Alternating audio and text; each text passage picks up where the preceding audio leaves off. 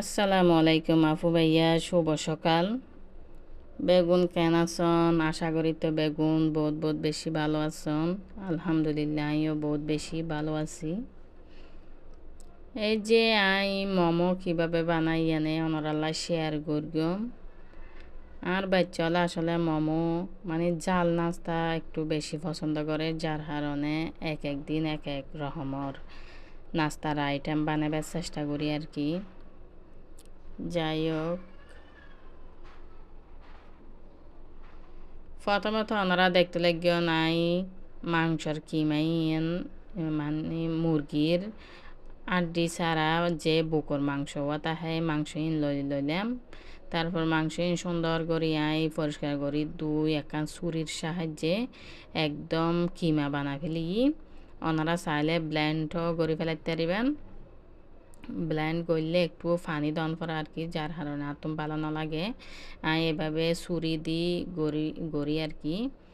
তারপরে একে একে মশলা পাতি দি ফেলাইলাম। মশলার পাতির মধ্যে দিলাম গাজর কুচি, পেঁয়াজ কুচি, রসুন বাটা, আদা বাটা, জিরা গুঁড়া, গরম মশলার গুঁড়া, লবণ ইন্দি বালা করি মাখি ফেলি, মানে মাংসর কিমার লয় মাখি ফেলি আর কি। তারপরে ময়দার ডো বানা লইলাম।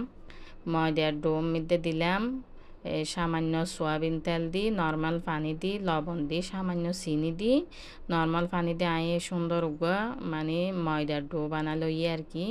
এবার একখানা কিছুক্ষণ মজায় রাখিলাম। যাই হোক, সুন্দর মতো ছোঁড়ো ছোঁড়ো করে রুটি বেলিতে পারিবেন ওনারা চাইলে। বড় করে রুটি বেলি একান মানে গ্লাসের সাহায্য বাটির সাহায্য ওনারা সুন্দর মতো ওনারা সাইজ করে হাড়ি লইবেন। আমিও সেম করি বড় করে রুটি বেলি গ্লাসের মুখ দিয়ে সুন্দর মতো সাইজ করে বেগুন রুটি হাড়ি হাড়ি লওয়ানোর পরে মাংসর কিমা এগিন দি সুন্দর করি এইভাবে মোমো শেপ দি বানাই ফেলাইলাম। মাংসের কিমার লয় আবার গরম তেলও দিলাম, মানে সোয়াবিন তেল গরম করি এড়ে দি তারপর কিমাই নলা মিক্স করি আর কি। এই কিমাই ইন্দি সুন্দর করে রুটি বানা রেখেলাম রুটি বানায় সুন্দর মতো মোমোর শেপ দি সমস্ত মোমো বেগিন একে একে বানাই লইলাম। কিন্তু মোমোর শেপ এতটা মানে নফারি, যতটা ফারি এতটা সুন্দর করবে চেষ্টা করি আর কি। আর মোমোর শেপ কীরকম ইয়ে ওনারা অবশ্যই কমেন্টস করিবেন।